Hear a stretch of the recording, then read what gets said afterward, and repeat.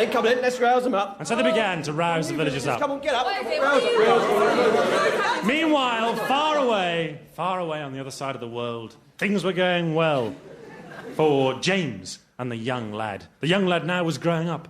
His voice was beginning to break. James. Yes? Do you reckon we'll make a go at this minicab driving business? I think so. I think it'll catch on back home, you know. I wonder, I'd like to see their faces back there when we turn up with a fleet of Ford Cortinas. Back at Masterson Manor, though, an angry mob was making its way up the hill towards Masterson. Their spokesman was Emily. Richard! Oh, let's get Charles. Richard Masterson, come out! Come face the villagers, you murderer! Yes, come Bring out. Charles with you. Look, there he is at the window! Yes. Where's his brother Charles? I don't know, I just made him up. You made up a brother? Well, it's Look. Tuesday. He's not got a signet ring. That's right, I have the signet ring here.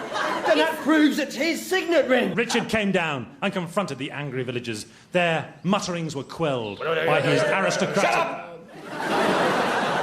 presence. He spoke to Son of a them. lion. Can you keep the noise down? What do you want? We know you're the murderer. You murdered your dad. Stand back. Do you know what this is? Yes. What?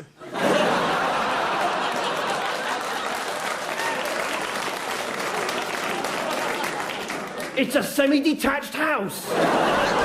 You won't make us live in that. I'm not afraid to use it. Good God, watch out, he's got a rent book. What's going on? The villagers seem to think that I killed my father. But I've never heard anything so absurd. When was it supposed to happen? It's supposed to have happened last night. How did you know it happened last night? Nobody mentioned last night. All right, I killed him. Richard! By clever questioning, we've managed to beat a confession. Thank God for that. Look at his ears. What do you mean, mate? Why, yes. Something strange happening. And his teeth. He's turning into a rabbit. Run for your lives. He's cursed. And so they ran away, leaving Lord Masterson, as he now was, alone. Back at the docks, the ship pulled in. James and the young lad, now full grown enough to have a name, David, stood on the poop deck. Well, David, you're a man now. Thank you, James. I'm pleased that I made it somehow. I started off in that voyage as a stupid little adolescent, and I've come back as a minicab controller.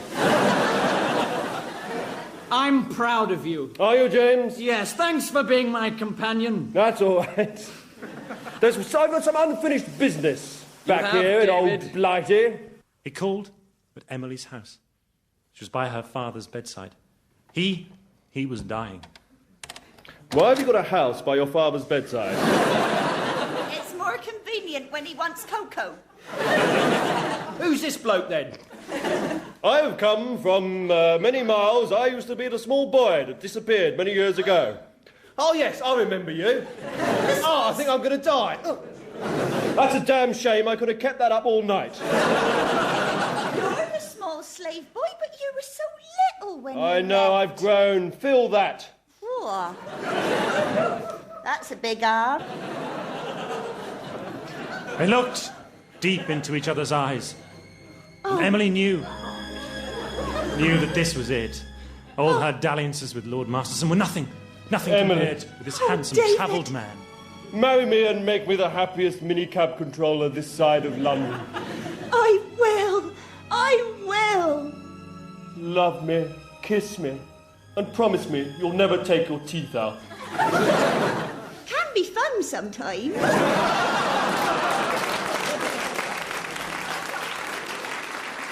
But there was one thing as yet not taken care of. Yeah, he's up in the manor now. Young Lord Richard Masterson. Some say he's turned completely into a rabbit, but he still treats people bad, just like he treated you when you were a slave boy. You mean a rabbit with no respect for human beings? Exactly what I mean. Why didn't we just put him in a pie and eat him? clever for that. I think we should rebel. We have tried to rebel. We need someone strong like you, David. Go and wreak your revenge. Then follow me. And so they marched. They marched together up the hill. Lord Masterson, do you remember a small boy with no name that you used to beat on the moors? Give me a moment. Yes! I used to beat him as well. No, I'm just joking. I am that small boy. I've been to sea and I've got a name. And I've come to wreak my revenge on you. I'm Lord Richard Masterson. You don't scare me. Bring the foxes in. I know what a fox sounds like. Thank you very much. They don't, do they?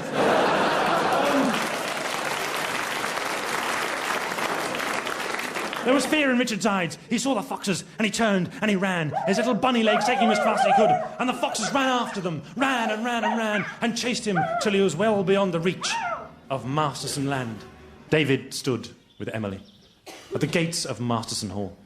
By popular acclaim, he had been voted the new Lord Masterson. Hip, hip, hooray. Hip, hip, hooray to the Lord Masterson, David. Hooray. Get back!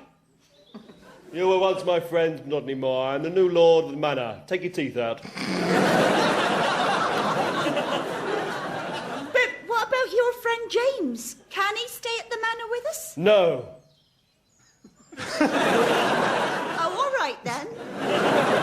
But there was love between them. He may have turned into a fierce aristocrat, but there was love between them. He held Emily gently in his arms, and he talked to her of how things would be.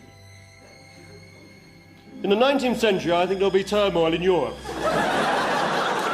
Oh, you say the sweetest things. But Queen Victoria will reign until about 1903, when her son Edward VII, a frequenter of music halls, will take the throne.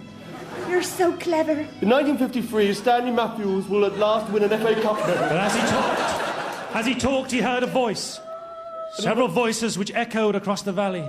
And in 1972, ABBA will win the Eurovision Song Contest. Lord Masterson. What are those voices? Beware, Lord Masterson. No. Take it easy. No. Not the curse of the Mastersons. It was true. As he stood there with his wife. The voices echoed in his head. He had won. He was victorious. He was the man who had taken it all. But with it all had come the curse. The curse which would haunt him to his dying day. The curse which was the Masterson Inheritance.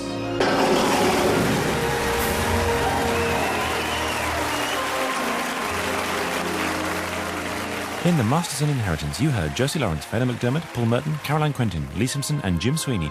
Voices, sound effects and music were all improvised at the Paris studio. The producer was Phil Clark.